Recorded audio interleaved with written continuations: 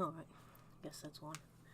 So I haven't been on much because of, I gotta fix the mic, because of eye infections, and I've been trying to like rest my eyes when not working. But I downloaded some 4D games just because I've been like researching to do a 4-dimensional room in a like game project that I'm trying to program right now.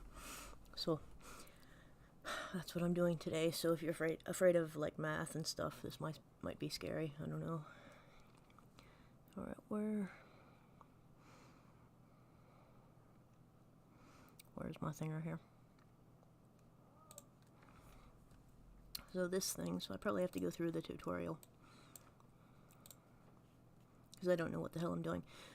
And then I also downloaded Frac4D, which is a DOS game from 1990, which is like a Tetris clone, but it's in 4 dimensions, so there's like 4 3D gameplay windows, but I don't know the controls on that really yet, so I'll probably struggle with that. What's this? Okay, so this is just, I guess, an explanation of 4 dimensions, 4-dimensional space in general, so you get an idea what this is about. Alright, 0-dimensional space is a single point. Life is boring in 0-dimensional space. There's nowhere to go. 1-dimensional space is a series of adjacent points. If you move in the first dimension, you find yourself on a different point. We call this a line. Also a line segment made of points placed next to each other along the first dimension. So in order to progress here, we have to do the demo thing here. 2-dimensional space is a series of adjacent lines. If we move in the second dimension, you'll find yourself on a different line. It's kind of hard to read against these diagonals. We call this a plane. Also, a square is made out of line segments placed next to each other along the second dimension. So now we're going to move the line and turn it into a square.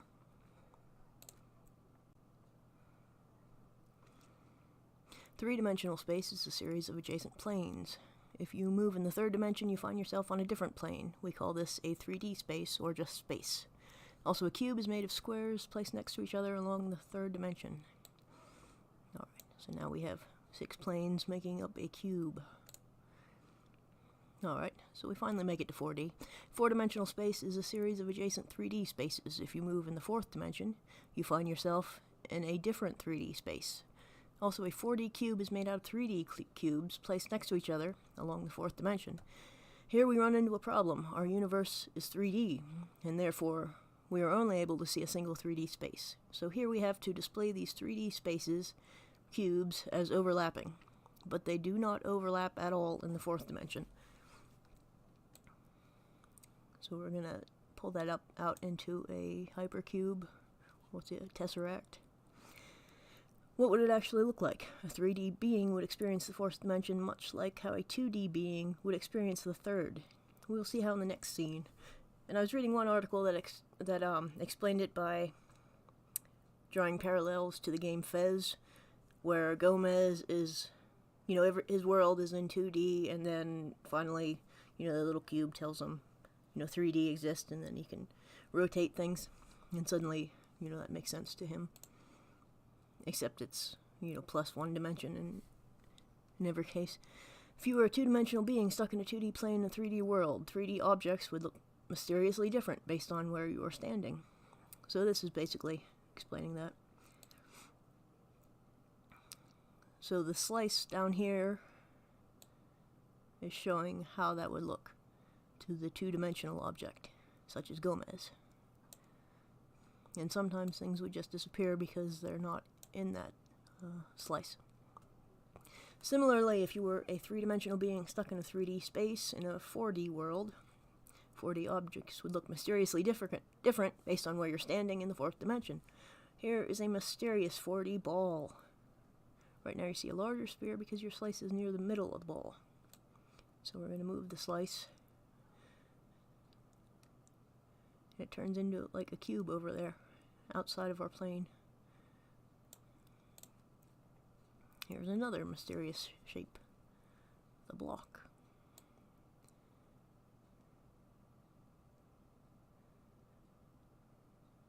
showing it spin, and that's why it looks mysterious to the 2D fellow. I'll call him Gomez. Here's another. The 4D block or tesseract. Well, it may look like a cube to a three-dimensional being once it turns. It can look like pyramids, prisms, and more. So that's it popping up over there, I guess.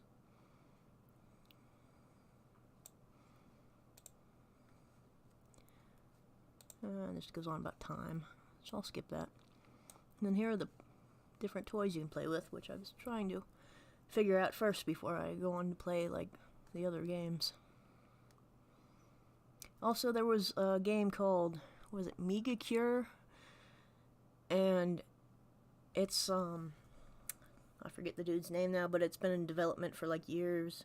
But the idea is you can shift between dimensions, and like there's YouTube videos saying, you know, how to walk through a wall in the fourth dimension, and when you split between the dimensions, you get like it might be a cube or something, or like a house, and then you switch to a different dimension as one of the three dimensions you're seeing, and then it turns into like this freaky ball, and it looks like one of these things. So I was not understanding that at all before, like why it would be this. But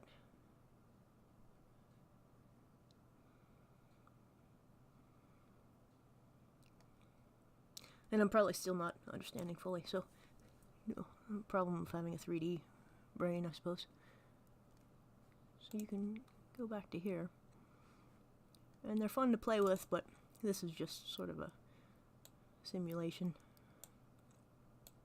Because the thing is that computers don't have a problem with like programming 4 dimensions or higher, but people have a problem understanding it, so that's our issue. So I can move this guy around a bit. So I could probably start up DOSBox, where